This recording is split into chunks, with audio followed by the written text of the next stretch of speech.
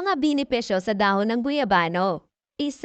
Antioxidant at anti-inflammatory properties.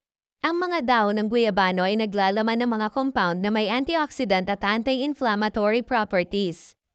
Maaaring makatulong ito sa pagprotekta sa mga selula mula sa pinsala at mabawasan ang pamamaga sa katawan.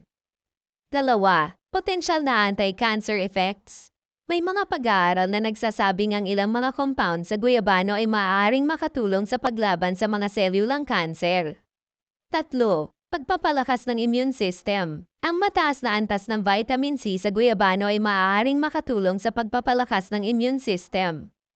Kumuha lang ng 19 na piraso ng dahon ng guyabano at pakuluan ito ng 15 minutes at inumin ito pagkatapos kumain 3 beses sa isang araw ito inumin.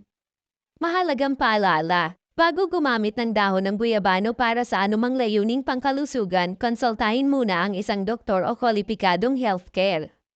Maaaring may mga side effects o interaction sa ibang gamot na iniinom mo. Ang self-medication ay delikado at maaaring makasama sa iyong kalusugan. Ang impormasyong ito ay para lamang sa pangkalahatang kaalaman at hindi dapat ituring na medikal na payo. Salamat po sa inyong panunood. Sana meron kayong natutunan sa videong ito.